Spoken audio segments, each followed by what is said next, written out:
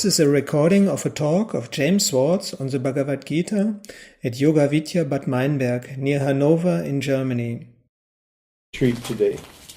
I'm going to give you a treat for this session, which it's not in the Gita, but it's a really cool teaching.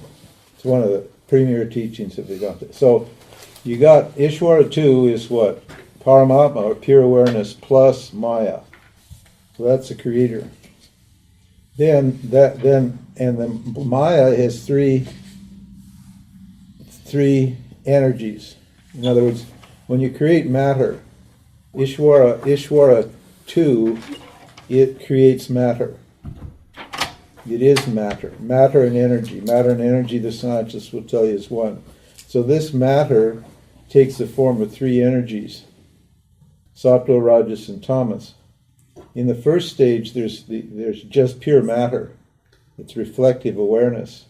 And Ishwara 1 shines in Ishwara 2, and it's just pure consciousness, manifest everywhere. Because now there's a... Then in the second stage, Rajas, Sattva becomes suppressed, and Rajas becomes dominant. And when Rajas becomes dominant, then what? That mirror of Prakriti, that pure mirror of Sattva, gets shattered up and scattered into millions of bits, and those are called the jivas. You still haven't got a complete creation. So then macrocosmic Rajas, what does it do? It becomes suppressed, and macrocosmic Tamas comes up and creates the 5 elements. Now you've got jivas, elements, the 5 elements of material world, and then the karmas can start happening. Okay? Now, then the jivas can start to work out their karmas. The karmas are already instilled in the jivas at stage 2. Ishwara's got all the knowledge. So Ishwara instills all the karmas, all the vasanas in the jivas at stage 2. Now, we don't care about the other jivas because we're human beings, and we only care about human jivas. Now, each human jiva is just awareness plus Maya. In other words, matter and consciousness. That's a human jiva. We talked about that yesterday. Oh, it's not on? It stopped. Oh, it's okay. I've said this so many times, I've got it elsewhere. So a human jiva now is a single entity. Is an entity. Now it has limits because it's scattered, it's split. It's one of many. So it has a form, and so it has limits. Okay. Now that human jiva, then it splits into 3 more jivas. What are those 3 jivas? Pranya jiva, Tejasa jiva, and Vishwa jiva. A deep sleep jiva, a dream state jiva, and a waking state jiva. The first stage is what? Pranya jiva. That's the subtlest of the jiva states. That's the first jiva. We're going to see. You'll see here when we explain this, when we teach this. That's the subtlest jiva. That makes it possible for what? For consciousness in the form of the jiva to experience the deep sleep state, the causal body. So at that stage, what? The causal body appears and pranya jiva appears. So now you have an experiencing entity and an object of experience. The object of experience is what? Deep sleep. And the one that's experiencing it is called pranya jiva. And that jiva is what's called a sukshma vritti. That is, It's much subtler jiva than the jivas that are sitting in this room. We all have that jiva in us. We will all become that jiva when we go to sleep. But right now, these jivas, these waking state jivas that we are, is a much grosser vritti. That's why we can see gross objects. But that pranya jiva, that first stage, it's like the seed state or the egg stage. That one, it is so subtle, it allows awareness to experience itself without any objects.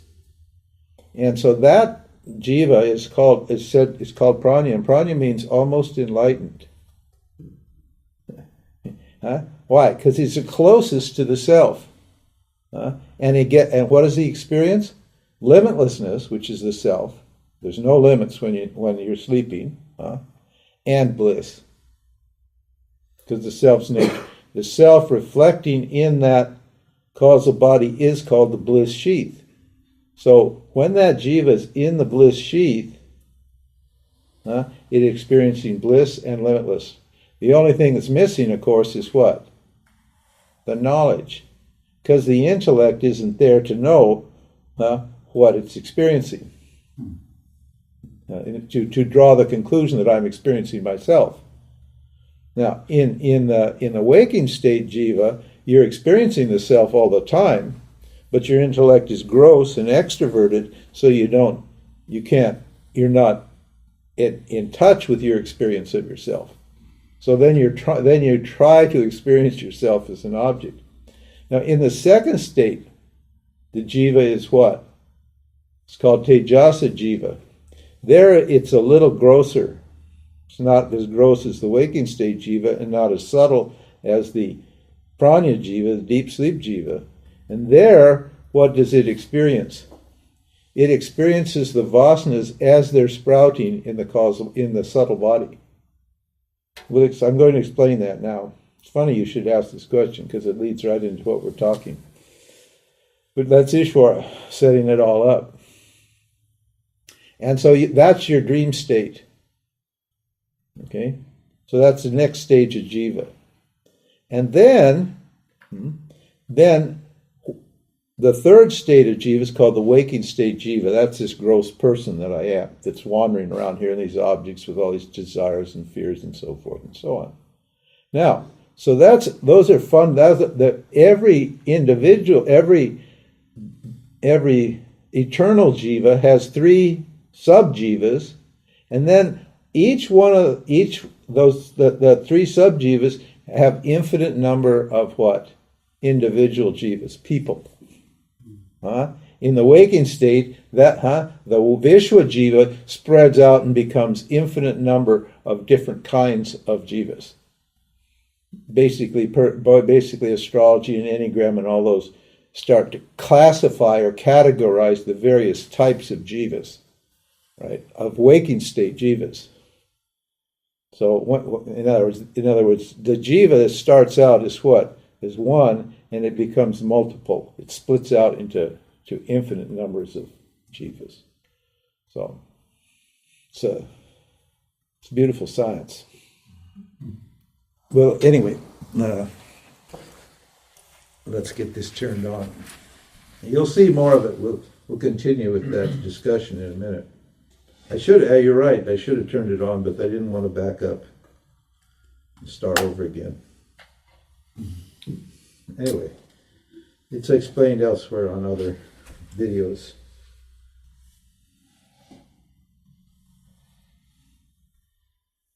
Okay.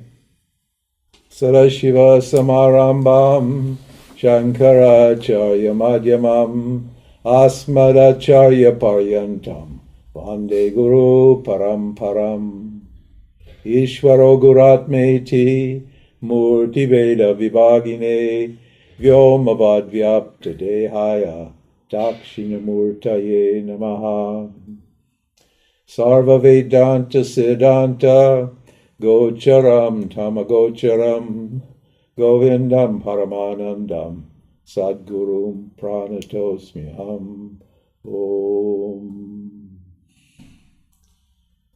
Okay, we're we're just about to enter the third the third section of the Gita. The Gita is in 3 sections. The first deals with jiva, free will, and action. Karma yoga, basically. Karma and karma yoga. We didn't cover it in excruciating detail.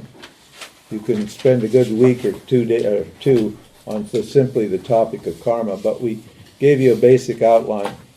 Then the second 6 sections that we were just dealing with, the second 6 from chapter 7 to chapter 13, or chapter 12, it was called the Upasana Yoga, and that's meditation on Ishwara. Okay? You can get self-realization by meditating on jiva. You can get God realization by meditating on Ishwara. And meditation on jiva and Ishwara yields the same result, which is what? Both are pure consciousness only. And our knowledge of yourself as pure consciousness by subtracting jiva and Ishwara is moksha. Now, the third section is going to deal with the identity between jiva and Ishwara. We're not going to take that up right now, so I thought I'd use it as an opportunity to give you a teaching that is not presented exactly in the Gita. This is a very sophisticated teaching. It's probably the most popular and most powerful teaching, prakriya, teaching of Vedanta. And it comes from the Mandukya Upanishad. It deals with this topic we've been talking about, the 3 states, the 3 different jivas. The one jiva, you, pure consciousness, within a form, has 3 states and 3 experiencing entities. The Mandukya means a frog. And after you've heard this teaching, you see if you can figure out why they call it the Frog Upanishad. It's a very cool title. It's beautiful that the interesting thing about Vedanta is, and this title itself indicates a very important fact about Vedanta, which is Vedanta is called apurusheya jnanam. Apurusheya jnanam means not from human beings. So Vedanta didn't come from human beings. That's why there's no name, nobody's name on that Upanishad. There's no name on it. Because it didn't come from human beings. So they just called it the Frog Upanishad. Now that's a very strange statement, isn't it? Because right, we believe that everything that we know comes from human beings. But it's not so. The science of Vedanta does not come from human beings. Our tradition is called Shruti. And Shruti means it's a heard tradition. The ones who heard it were called rishis, seers. So hearing and sight are symbols of what? Of the fact that this knowledge came from outside the human mind. From beyond or outside the human mind. Because when you see something outside yourself, don't you? You see a tree, the tree's outside. This is a symbol. When you hear something, the sound comes from the outside. So this knowledge didn't come from within human beings. It came from beyond human beings. It's revealed knowledge. It's revealed in this sense, in the same way that, was it Galileo realized the gravity? No, what was the guy that? Newton. Huh? Now Newton didn't invent gravity, did he? And Newton didn't invent the knowledge of gravity either. Newton saw. He had an insight. He had previous bits of information about the universe, And then his unconscious mind, Ishwara, what? Brought all those bits together and boom, click, huh? The idea, the knowledge came to him. A Thomas Edison and electricity, and so forth and so on. People who make all these kinds of discoveries, they will tell you they didn't cook it up. It wasn't their own idea. It came to them. It was in a moment. They had a certain amount of information, and then click, it came. So these rishis, these people who are the source, don't claim this knowledge. This is why Vedanta is not a philosophy. This is one of our biggest fights in lineage I come from. We're constantly having to fight with these people who claim that Vedanta or present Vedanta as a philosophy or a school of thought, as if there was some sort of, as if it was a contention of a person or a group of people, like non-dualists or dualists, as if it were a group of people who believed a certain thing. There is no such thing. Vedanta is not a school of thought or philosophy. There aren't any dualists or non-dualists from our point of view. And the reason is, and here's the reason, because Vedanta is simply a means of knowledge. Just like the eyes are a means of knowledge for forms, ears are a means of knowledge for sound, the means of knowledge for what? Consciousness is Vedanta. So it's not a philosophy, it's not an idea. It's just simply a tool, an instrument that will reveal Vedanta, that will reveal the self if you subject your mind to it. So that's why this is called the Frog Upanishad. The rishi to whom this knowledge was presented, or who received this knowledge from Bhagavan, didn't put his name on it. And nobody in our tradition will put their name on an Upanishad or one of those things. And if they write a commentary, these are called prakarana texts.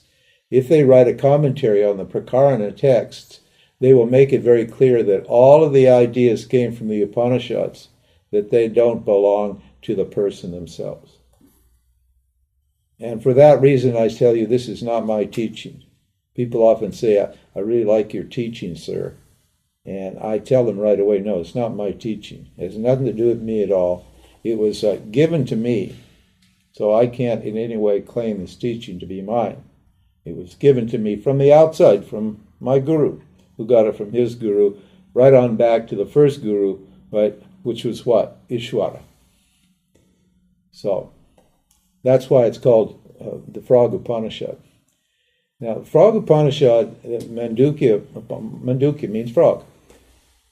The Frog Upanishad is an analysis of experience. This is not a religion. Vedanta is not a religion or a school of thought. It's an analysis of experience. All of our teachings come from analyzing experience, analyzing existence, analyzing the three states, analyzing the body, analyzing the elements, analyzing the mind. All of these, every one of these prakriyas comes out of an analysis of some aspect of experience. Because if everything is consciousness, then experience is consciousness, and by investigating experience, we can arrive at consciousness. Like we started, I showed you how I was wearing consciousness and not a shirt.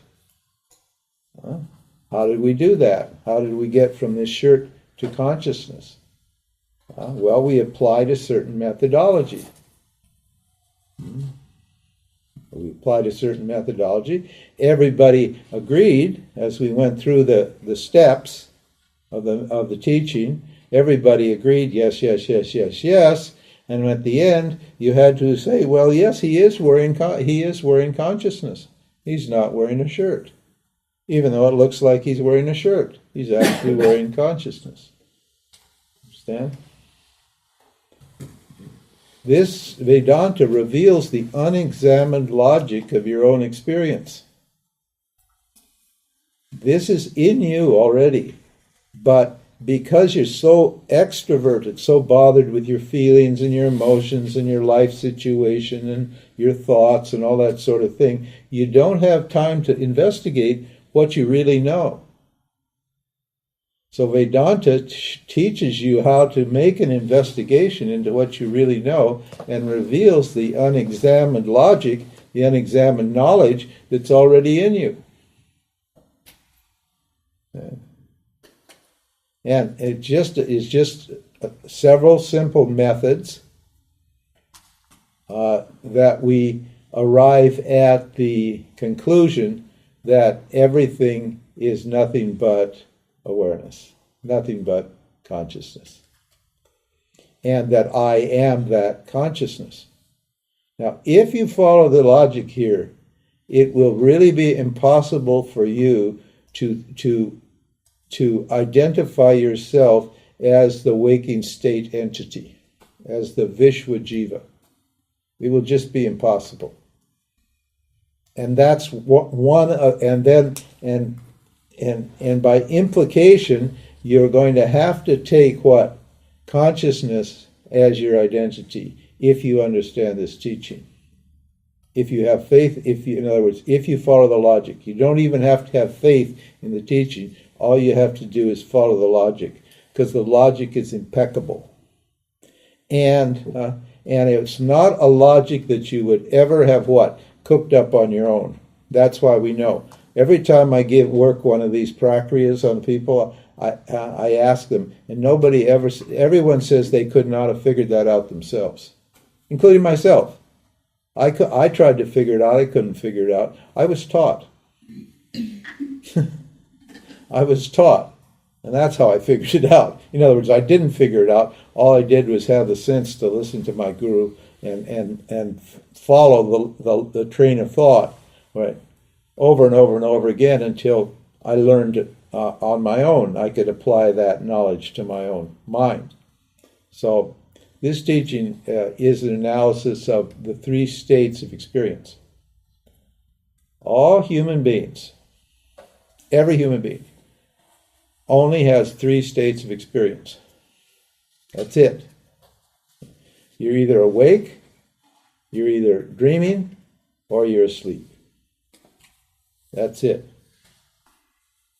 Within the waking state and the dream state, there are varieties of experience, varieties of discrete or individual or specific experiences, but you only dream, wake, and sleep. There is no fourth, fifth, sixth, seventh, 10th state of experience. There's no higher state or lower state. There's only three states of experience: waking, dream, and deep sleep. Now, and each state of experience, each state can only be experienced what? By an entity, by a conscious being, by a sentient being. That's why if you're not sentient, if you're not conscious and intelligent, you can't experience anything. This chair does not experience that lamp. They're both consciousness, but they're not sentient. This doesn't have a subtle body, and that doesn't have a subtle body. So there's no way for it to experience itself. It is consciousness, and this is consciousness in the form of existence. But there's no way for these two things to experience each other. So experience is a what? A conscious subject and an inert object, material object. All states are inert or material. There's no state of conscious that's conscious. State of consciousness that's conscious. Okay. The states are subtle energies that what? Jiva can pick up on and experience. Because the jiva is actually what? Paramatma, pure consciousness. So there's no experience that it can't have. Well, there is, but it can't experience itself as an object, but it's always experiencing itself as itself. Anyway, so the first state, and we'll start with the waking state, because this is who we think we are. The person on your passport, the person on your driver's license, James Swartz from Butte, Montana,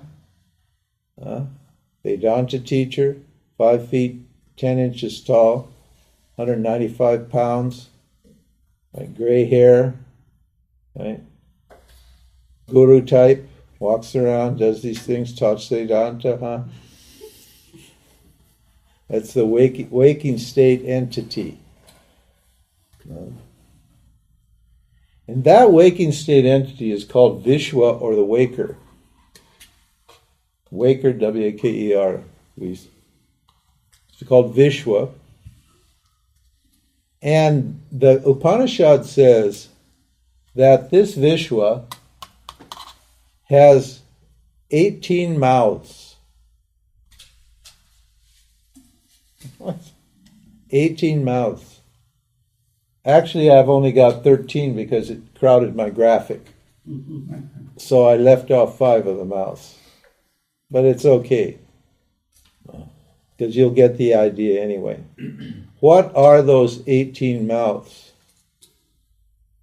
The 5 active organs, 5 perceptive organs, mind, intellect, and ego.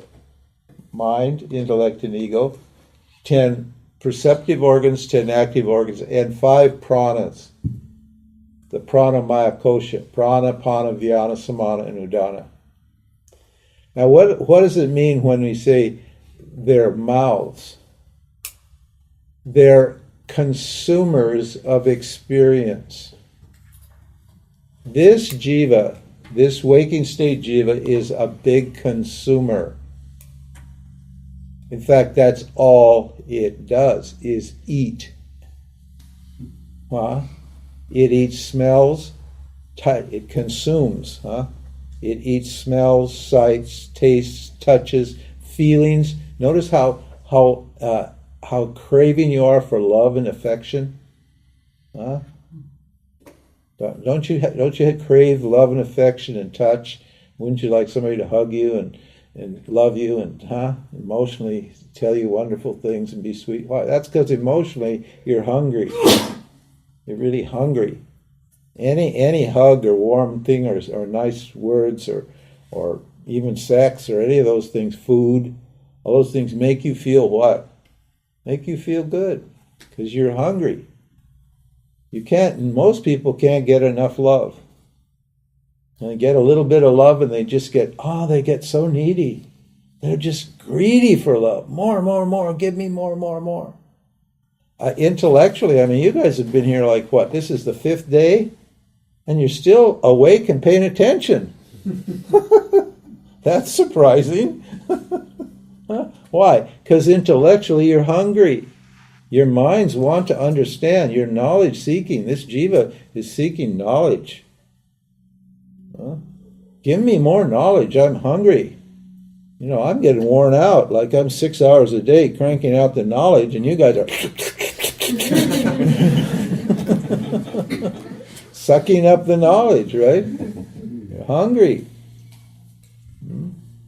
Physically you're hungry. You want food. Eating. Drink. It's pranamaya kosha, so forth. You get the idea. So this guy is a consumer, and it says in the Upanishad that in this state, consciousness is turned outward. Why? Because all the objects are outside, aren't they? Your thoughts are outside, your feelings are outside, and all the physical world is outside.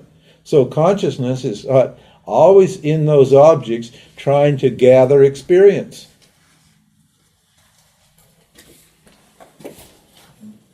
It's the jiva. Vishwa jiva. He has a special name. Now, in the The next state of consciousness is called what? The dream state. In this state, consciousness is turned inward. See the arrows? They're all going in. Called antarmukha. In the waking, this jiva, it's baharmukha. Face is turned out. In this one, your face is turned in. You're what? You're experiencing what? A world inside. Here, this fellow's experiencing an external world, and this fellow, this Tejasa, he's called Tejasa Jiva, is experiencing what? The inner world. The dream state. It doesn't mean you have to be asleep to be in this state. You can be awake and in the dream aspect of the waking state and be only experiencing your own thoughts and feelings even though you're supposedly in the waking state. This is called daydreaming, what they call daydreaming.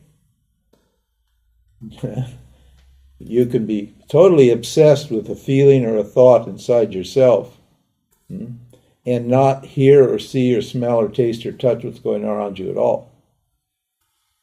When I write a lot, and I get so obsessed with the ideas inside myself that my wife will say something to me, and I won't hear her, and she'll say, "What? Didn't you hear me? Why don't you respond?"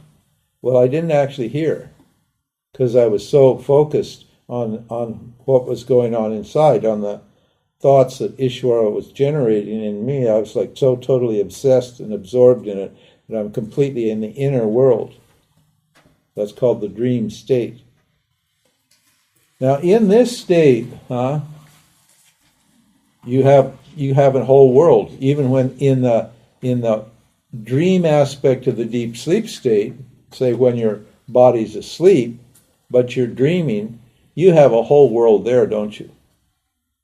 You can walk, talk, eat, sleep, think, meditate, pray. You can fly. You can do extra things. You can fly. You can shrink. You can do all sorts of very weird, strange things in this state. There's a whole world inside of you that you can experience, either waking or in the sleep aspect of the dream state. Now, when you're in this state, remember we talked about the pratibhasika dimension yesterday? That's Tejasa. That's the woman who told me when we walked out of the house. She said, "Ram, Ram." There was a big tree. "Ram, Ram. Did you see it? See the sage there?" It's a big tree. And she saw a sage. Means, like a guru guy with big orange robes and a stick and all this sort of thing, standing by this tree. And I couldn't see the sage. Because I'm in Vyavaharika Satyam. I'm in the waking, empirical reality, but she's in what? Pratibhasika reality. And she thinks I see the sage. I said, "No, I don't see any sage." "You're just being humble. You're just trying to pretend like you're just a normal person, but I know you see that sage." "Sorry, Shanti, I don't really see it. I'm sorry." "Oh, no." She was convinced that there was a sage there. I was in this normal state. I couldn't see any sage. So in this state, you think that whatever you experience is real, don't you? When you're dreaming, if you fall out of your car, if you have an automobile accident in the car, don't you? You get frightened, don't you? You see the blood coming out, and you call it, and the dream ambulance comes, and dream ambulance picks you up, and you're miserable, and your wife comes, and "Oh my God, she's going to die," and all that, and you feel so sorry, and she feels so sorry, and And you're in this state, you think it's real, don't you? Yeah?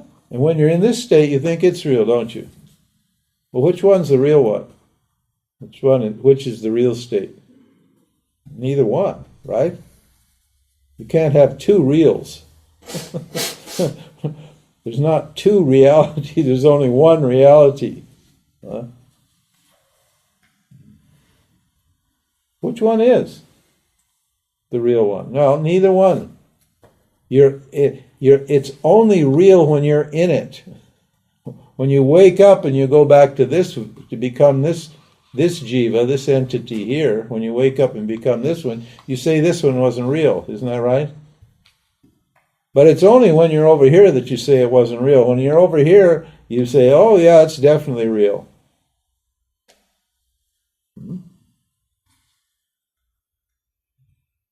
So we've eliminated these two states as reality, haven't we? Or at least the experiencer of those two states as reality. You can't be two things, because what's your experience? Where did we start this seminar? From the very beginning. I'm one conscious entity with a single cogent experience. Isn't that right? Everybody is just one being experiencing objects. There's not two of you, is there? You don't have two experiences at the same time, do you? Or three experiences at the same time. I know this multitasking idea is all a bunch of, it's nonsense. You don't multitask. You hop from one experience very quickly back and forth, and you imagine that you're actually doing all 3 or 4 or 5 or 6 tasks at once, but you're not. You're only ever doing one task at one time. That's because you're only one being and you only have one experience. Why? Because reality is non-dual. That's how it is, and it's the same for everybody. So to be real, you can't be one person one time and somebody else the next time, can you? Years ago, this woman fell in love with me, invited me to come and live next door. She got rented a house next door to her house, and we were going to, cohabit, but we were going to have separate houses. And then, before anything had a chance to happen, she fell in love with a younger guy, and so I was kind of, I had a few gray hairs. I wasn't. And this young artist guy played the guitar, sexy guy came along, and she grabbed him and dumped me. So she came to me, and it was embarrassing, of course, to be living next door. It's really, really embarrassing for her. I didn't care. It was fine with me. I didn't, it was all the same. My heart was not broken, believe me. And in fact, I'm glad it happened, because I might have got involved with her and then discovered what kind of person she was. And so, I just took it as prasad. Ishwara was protecting me from, this woman. So then she comes to me, after she's been shacked up with this guy for a while. She comes to me and she said, I want you to leave. She wants me to leave. She invited me there. She got it all set up. She wants me there, and now she doesn't want me there. She wants me to go. So I said to her, okay, all right, here's the thing. If you can answer this question to my satisfaction, I will leave. I said, which one are you? Are you the one that loves me, or are you the one that doesn't love me? Which one? Because I'm confused. Because now you're saying you don't love me, and then you said you did love me. So what is it? Do you love me or do you not love me? Which one? Are you the person that loves me or the person that don't love me? Because I heard the same person say two different things. So which one? You say you're two people. I say you're one. Help me out here. She looks at me like, what's wrong with this man? What's wrong with him? Doesn't he understand? I just want him to go? She just stood there. She couldn't answer. And then what? About 2 weeks later, this big truck pulls up. And she and her boyfriend haul all their furniture out and they drive off and move to the other side of town. You're only one person. You can't, If you're real, you're only one person. You can't be two different people. Understand? Okay, now, the third, there's the third state is what? The deep sleep state. Here consciousness is turned inward. Here consciousness is turned outward. Here what? There's no arrows. Consciousness is not turned outward. Consciousness is not turned inward. What is it? Consciousness is undifferentiated. It's a mass. It's just spread out everywhere equally. It's all pervasive, is the word. Vishnu means it pervades everything. It's like space. Consciousness is like space. Now, in this state, what do you experience?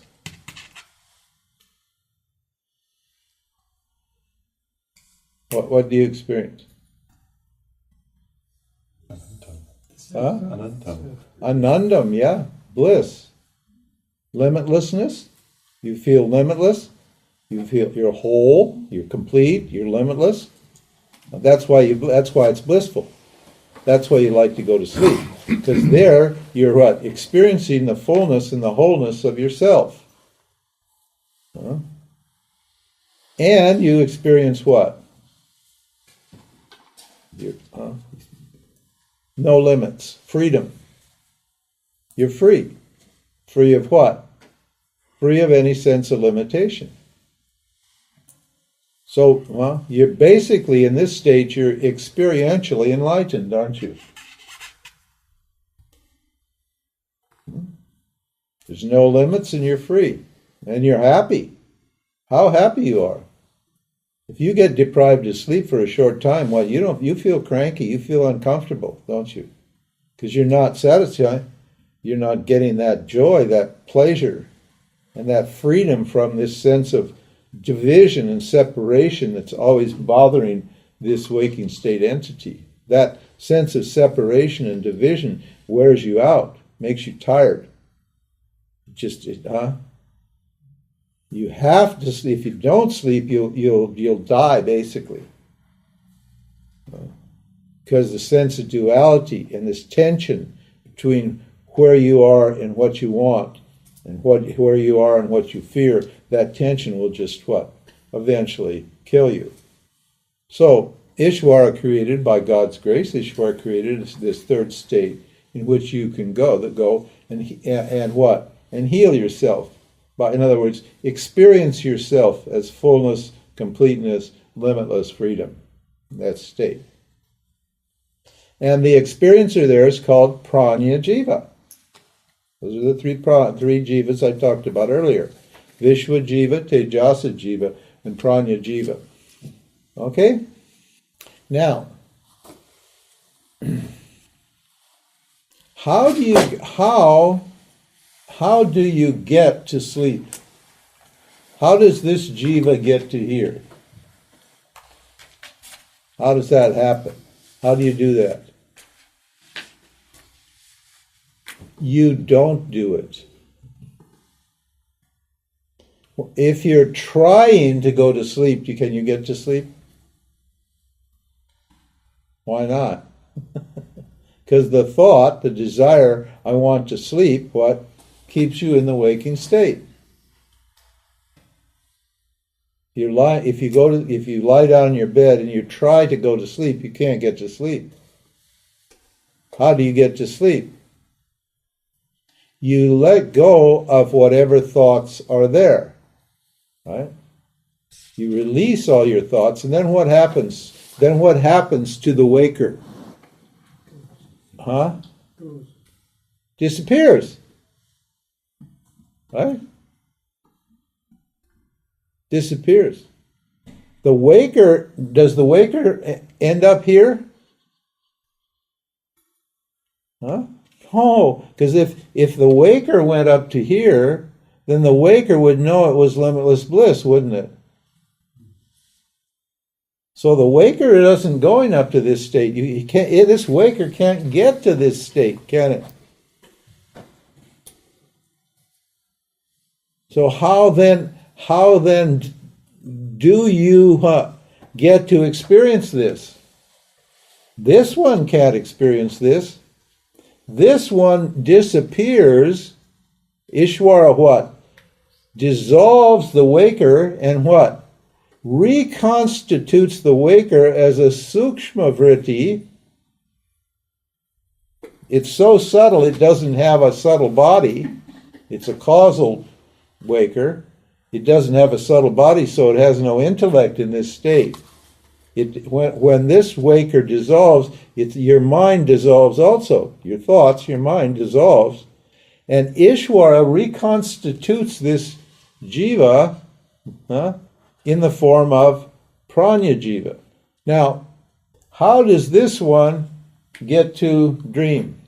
How does the pranya jiva, the deep sleeper, become a dreamer? It doesn't become a dreamer. Yeah. What does it do? It disappears. It dissolves, just like the waker dissolved to become this. This dissolves to become what? Sukshma vritti, i.e. tejasa jiva. Tejasa is a very interesting word. It's a revealing word, and I'll explain it to you in a minute. And then how does this jiva, this dreamer, get to be what? A waker. How does that work? Does this one go over to here? Okay, I'm dreaming. I killed my wife in the dream. I got fed up and I killed her. And then when I wake up, I go to the police station. And I say, hello, sir, I want to turn myself in. I killed my wife. He said, where did you kill her? I said, in my dream. Huh? In my dream, I killed her. So that's it. Never mind, it's okay. Because this person isn't the same as this person, is it? This one has to disappear to become this one. Ishwara what? Dissolves the what? Dissolves the dreaming entity, the dreamer, back what? Back into consciousness, pure consciousness. Yeah? Out of pure consciousness, out of Ishwara, what? He constitutes the dreamer and the dream state, and the experience takes place. Then what happens?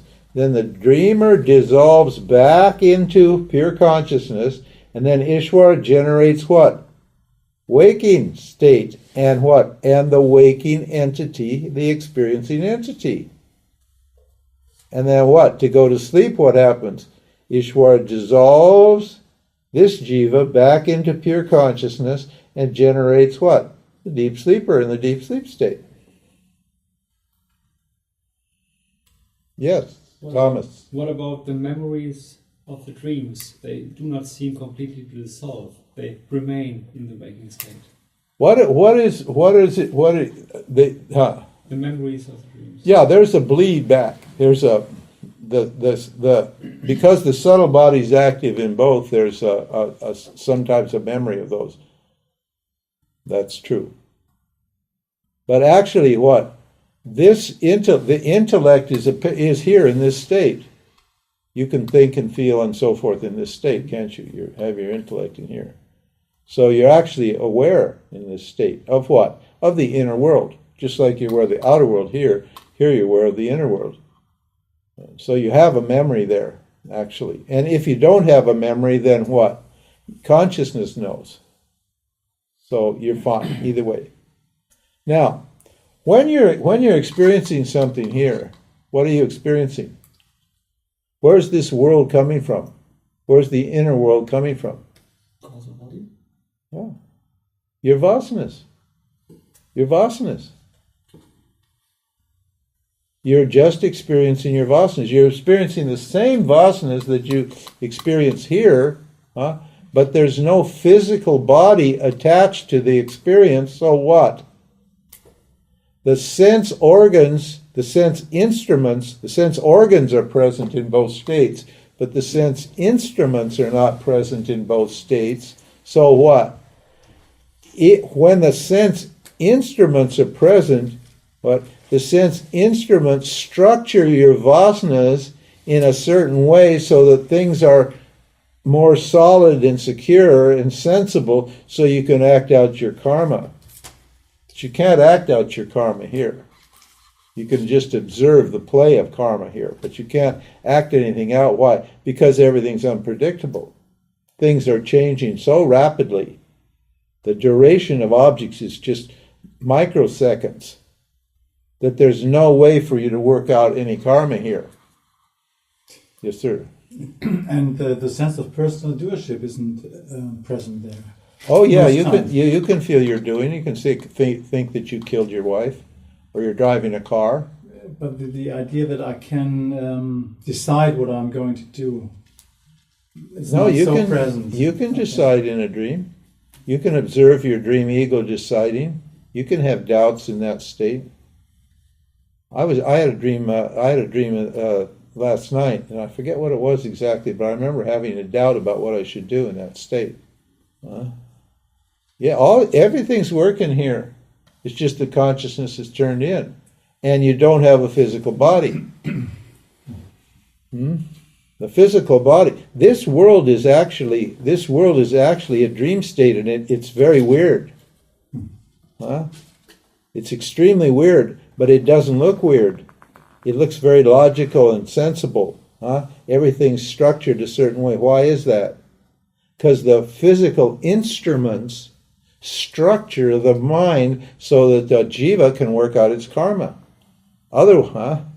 The instruments are in the physical body. This is an instrument. This is not the organ.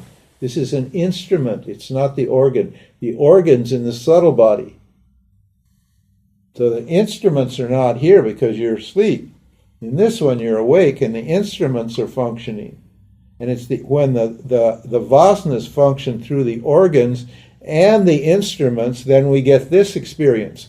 But if you subtract the instruments and you only experience the organs, in this state, then you have very strange experience.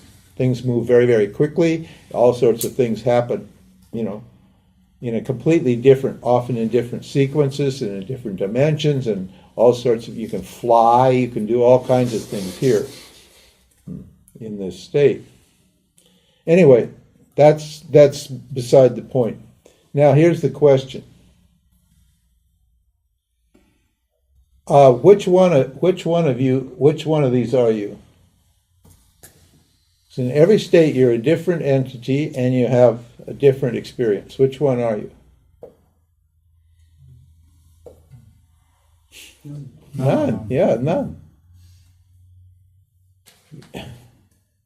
To be real, you have to be always present and unchanging. Isn't that right? Always present and not changing. And reality is only one. So you're just one being, you're always present, and you don't change. That's what real means.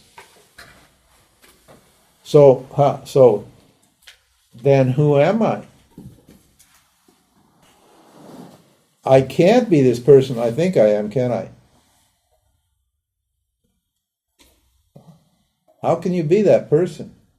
If you think you're this waking state person, you're just what? You're just pretending. You're not real at all. This is why jnanis don't take waking state jivas seriously. Because they know all these waking state jivas are not real. They're just pretending. They just think they're real. They get little pieces of paper, the name on it, they say, I'm this and I'm that, and they write stories, I did this and I did that, and all this sort of thing. They think they live at a certain place, and they think they have certain relationships and all that stuff. And what? It's totally unreal.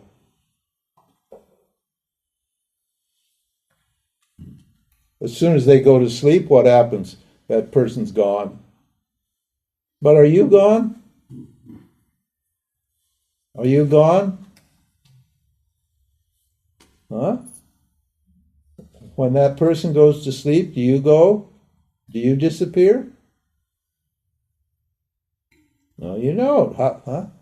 How could you experience, if you're not here in this state, then how do you experience this state? It's because you're conscious, your consciousness.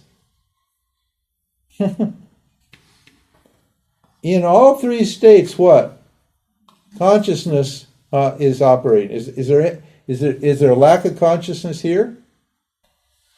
No. Is there a lack of consciousness here? No. Is there a lack of consciousness here? No.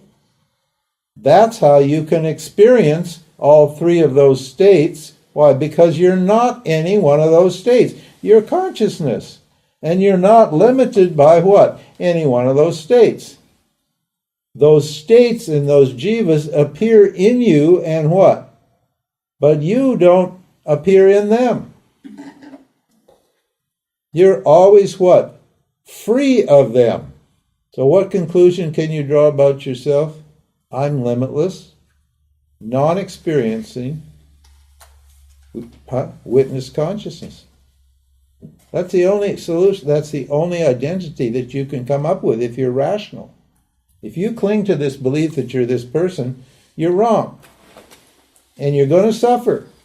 Trying to make this person real, thinking that this person is real, this person on your driver's license, this doer, enjoyer entity that's running around doing all this stuff and worrying about all these things and all concerned with that, if you think of this, then hell, you're in trouble.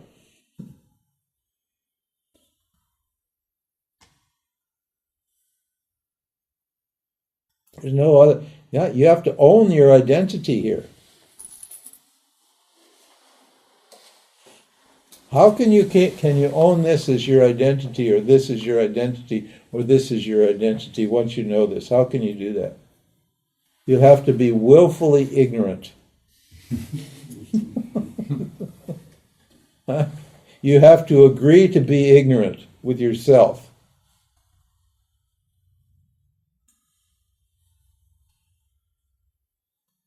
Because there's just no way that you can be this person. And if you are, you're only pretending. You don't even have control of it, do you? Of this person.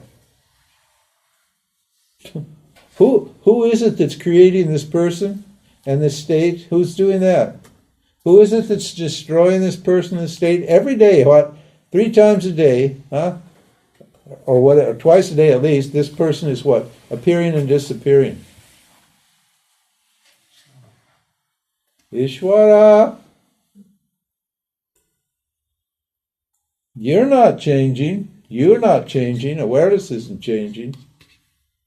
But Ishwara is what? Creating these 3 jivas out of you and generating these 3 states out of you, out of awareness. Producing the states and the experiencing entities appearing, disappearing, appearing, disappearing, appearing, disappearing. There is no time. There's only what? The cycling of these 3 states. If you say, how many experiences did you have in life? Or how many days you lived? Or how many years you lived? How many would it be? It would be exactly 1. That's it. All you do every day is exactly the same. You just wake and you dream and you sleep. That's day 1. Then day 2 is I wake, dream, and sleep. Then day 3, I wake, dream, and sleep. Day 4, I wake, dream, and sleep. That's it. Means what? There's no change. There's no time. You're not going anywhere. You're not on a journey anywhere. You haven't had a lot of experiences. When you're in this state, you have particular experiences. When you're in this state, you have particular experiences. And when you're in this state, you have a particular experience. You have many experiences in this one, many experiences in this one, and one experience in this one. And that one experience you have here isn't an experience of nothingness. What is it? It's an experience of yourself. The bliss of yourself. You're experiencing yourself there. You say, oh, I want to experience myself. Well, go to sleep, dummy.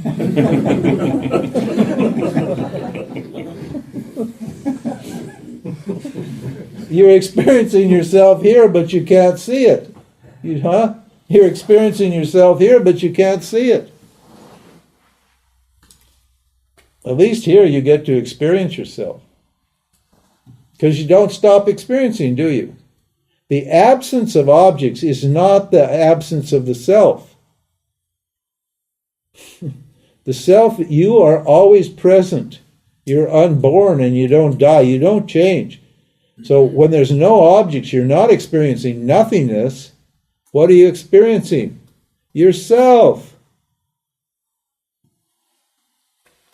When your mind is stopped in samadhi, or when we're having these meditations, you're not experiencing nothing.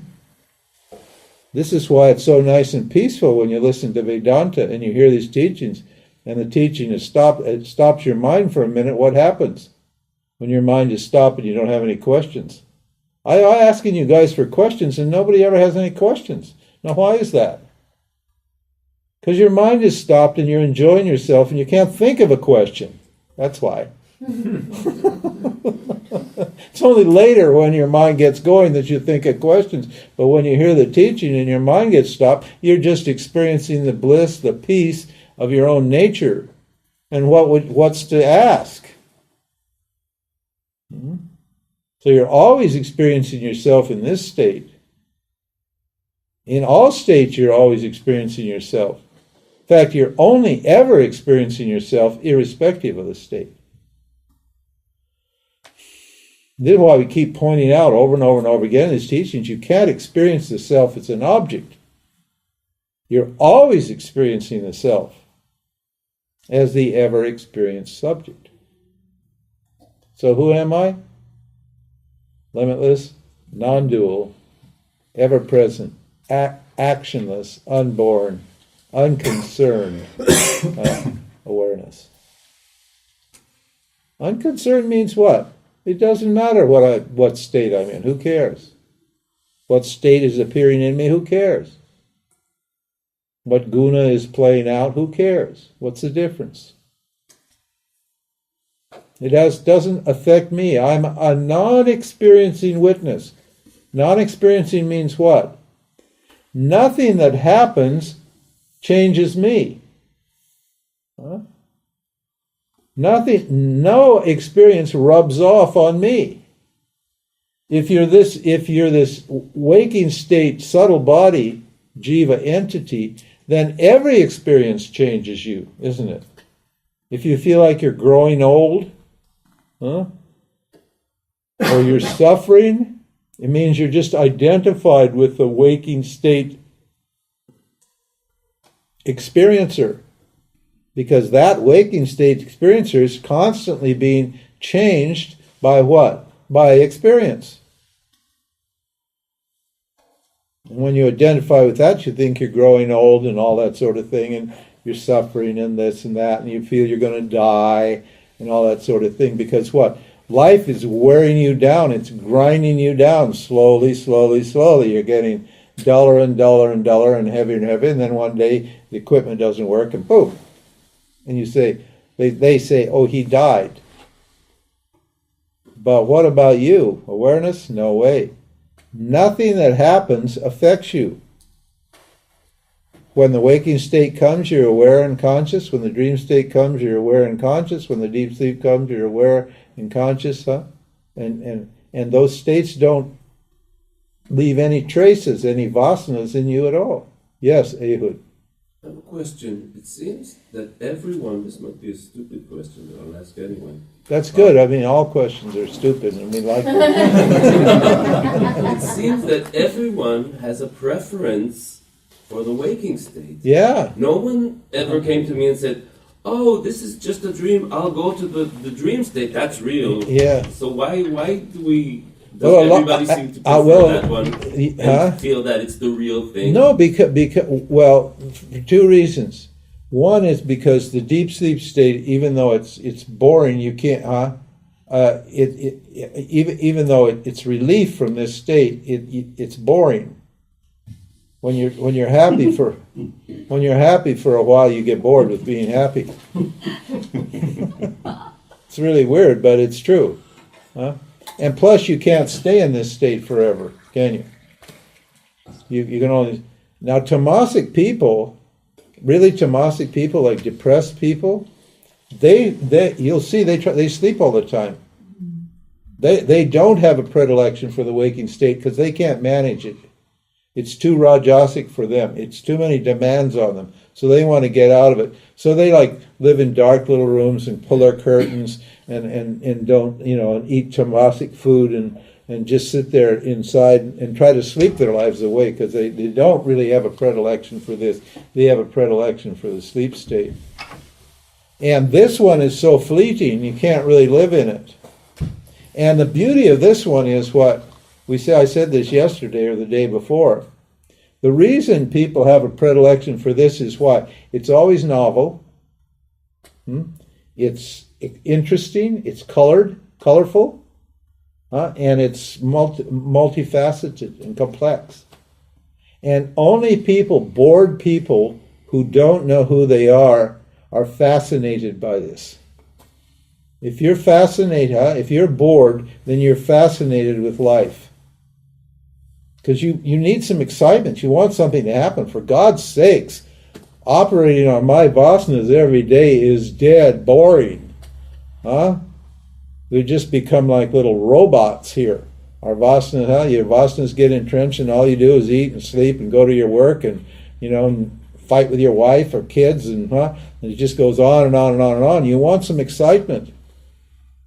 So that's the predilection there. Ignorance causes you to think it's a wonderful thing. And most everybody in this room has realized, hey, the waking state isn't all that wonderful. It's a zero-sum game. The joy that I think is in the objects isn't actually there. And we want out of it. And Vedanta says there's only one way out.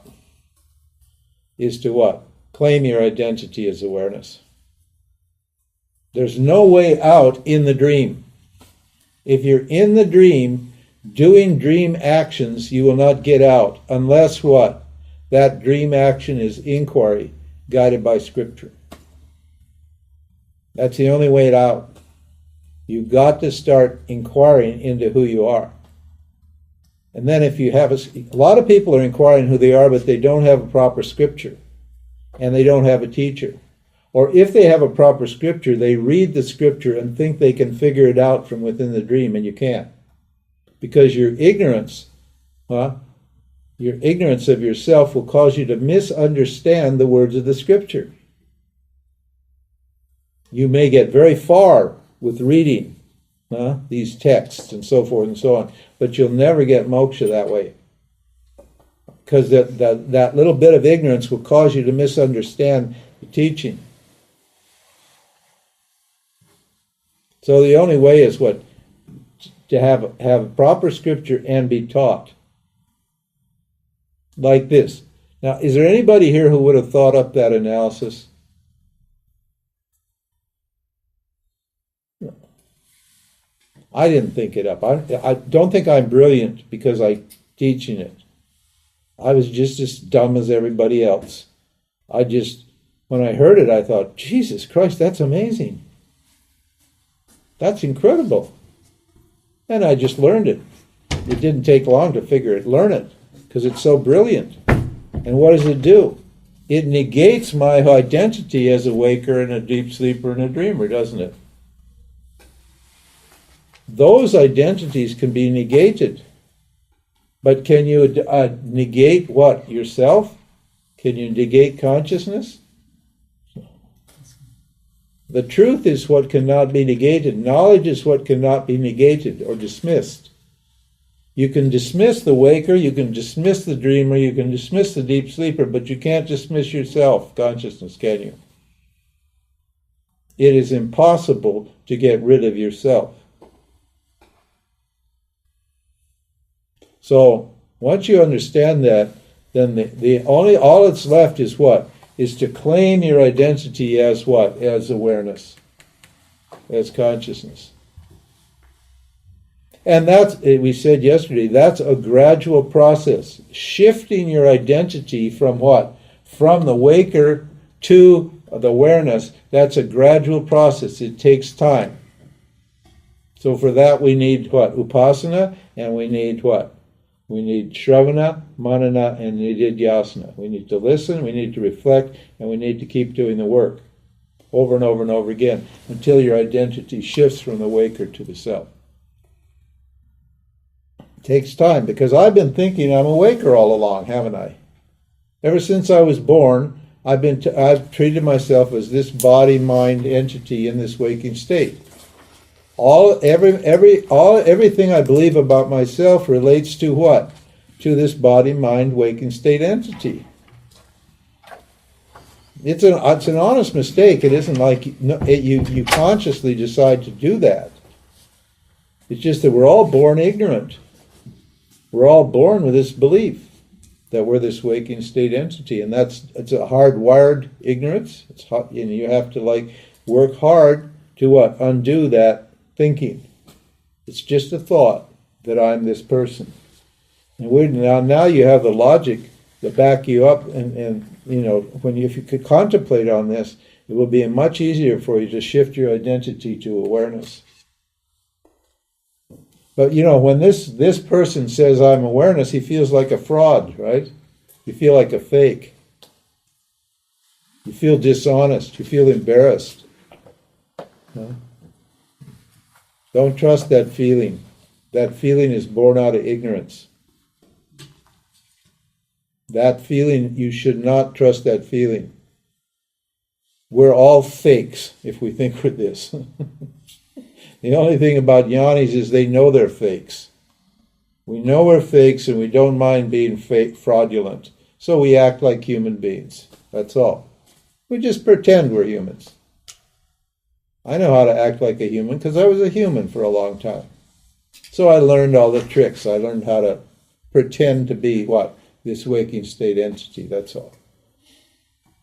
But I never for 1 minute think I'm this James person. Never for 1 minute.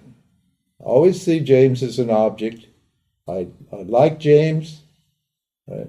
I take care of James. I look after James. I make sure. I love James, actually. He's really kind of cool. I think he's kind of cool. And I can afford to think he's cool, because I'm free to think whatever I want to about James. See? So I take care of James, but I never think that I am James. It's like my dog or my pet or my cat or my kid or something like that. It's a cuddly little thing. I like, num, love you, James.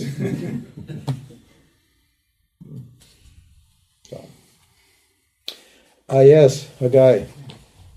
Some people get the knowledge through experience. I think Ramana Maharishi get enlightenment through meditation. Well, he got the knowledge, but getting the knowledge is only the first stage.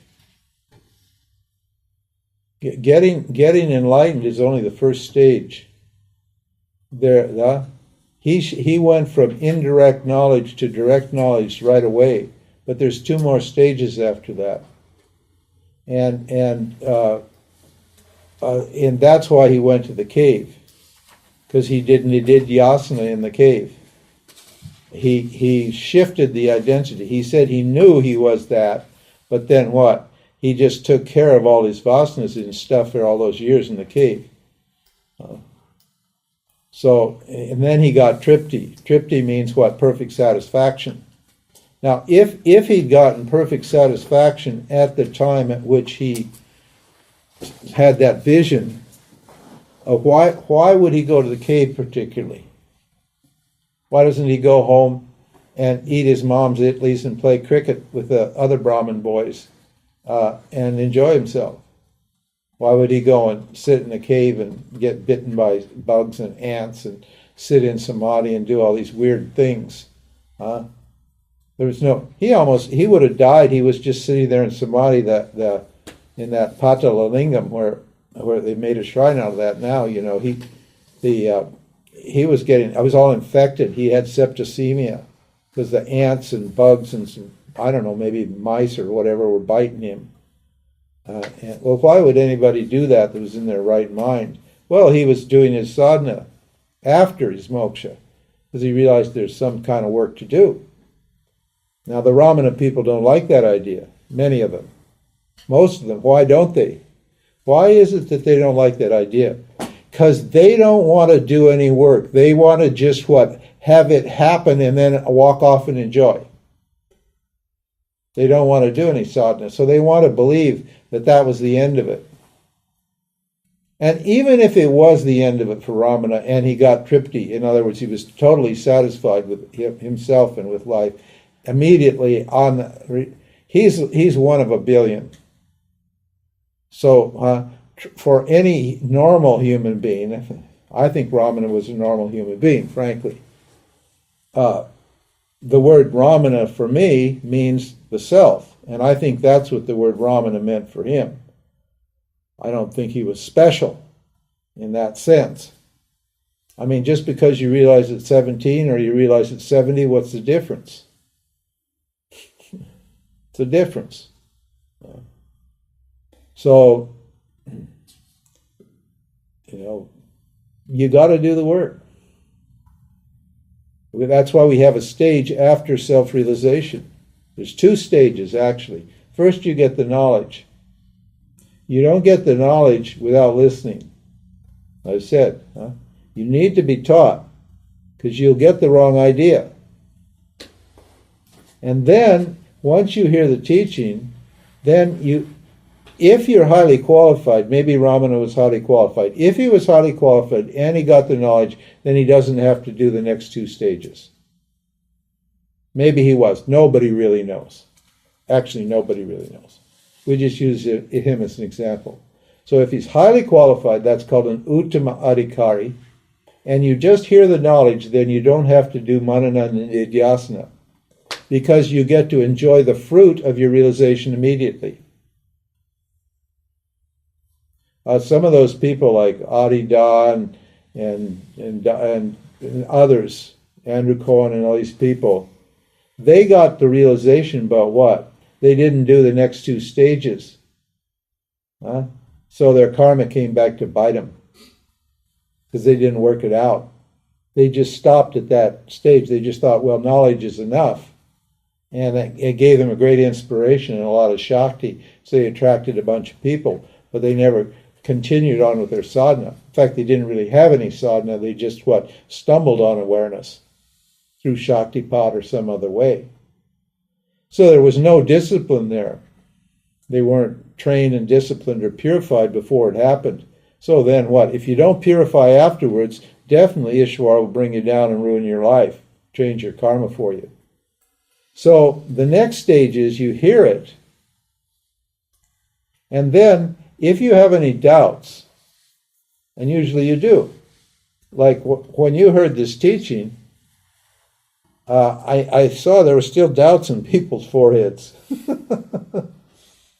Well, why do you have? Then what does that mean?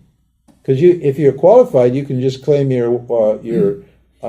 you can claim I'm awareness right now, and you can say I'm finished with that part. I'm finished with the seeking part and the knowledge part. That's all over for me. But what? If you still have doubts about whether you're this or whether you're this, then you have to keep reflecting on the teachings. That's called the next stage. It's called manana. You have to use your intellect and your mind to reflect upon the teachings. Until what? Until you see that it's true and you let go of your doubt. So that stage is for removing your doubts. Now, you can be completely intellectually clear that you're awareness. Totally intellectually clear, but still not feel free. We don't... It isn't going to do you any good unless you feel free. Liberation is what? Liberation while you're alive. That means you're acting free, you're feeling free, you don't feel limited. You're limited.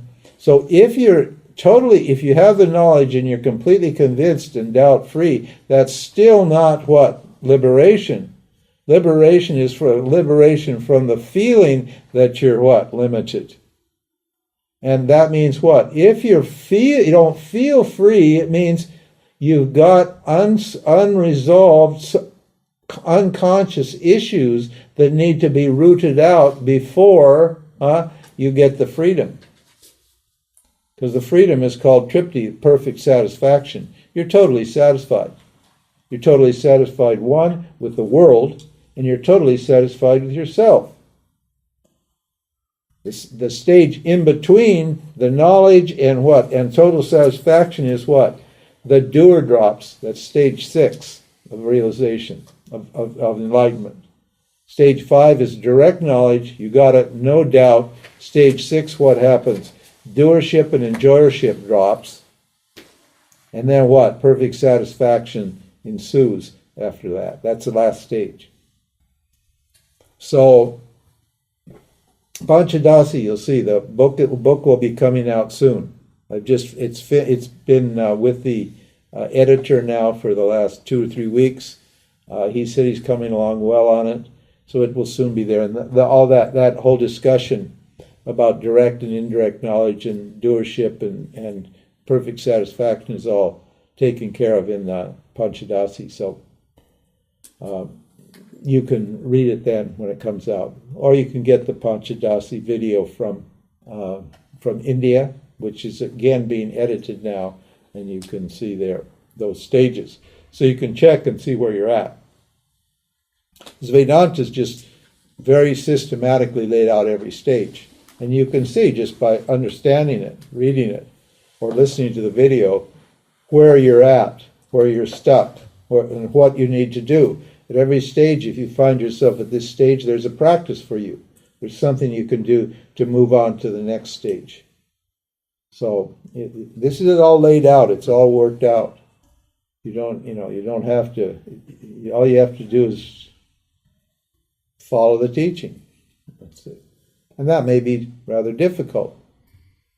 If your mind is dull or your mind is rajasic, if your mind is active or dull, or you have deep unconscious things that you haven't worked out, relationships with your parents or your children or your wife or your kids, love issues or whatever, then you need to work those out. That's called the nididhyasana phase. Your lifestyle may not be conforming. You won't get that final stage unless your lifestyle is conforming. Scripture is really clear about that. So you need a perfectly sattvic lifestyle, for example, and so on. Those corrections you can do. Okay.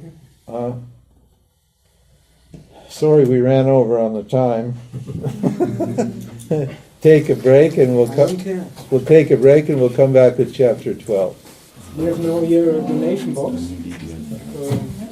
Spending box, is that spending? Yeah, spending means donations. Spending means donations, huh? We got a nice. And we've got some videos up here. Oh, one more thing. Also for some of the sevakas who are listening only for a couple of sessions or so, you can put something in. Oh, and listen, one more thing. If we about every month we make a newsletter, and it usually has really interesting articles. And it tells what we're doing in Shining World and all of that. The course we're doing a course where the webinar course that's printed there in the newsletter. So if you want to sign your name up, we'll send you a copy. We're not going to hustle you for money or anything like that. It's just a newsletter. And if you do sign up, please write your email legibly, huh? Like at least 25 or 30% of the people, we can't read their damn handwriting. So you sign up for the videos are there if you have any questions about them. There's little cards here. You can take a card, give your friends, or just for the hell of it. The chart is there. Help yourself to those. And it explains more or less what they are. So, thank you for listening to the talk of James Swartz on the Bhagavad Gita, recorded at Yoga-Vidya Bad Meinberg near Hanover in Germany. More information on shiningworld.com and yoga-vidya.org.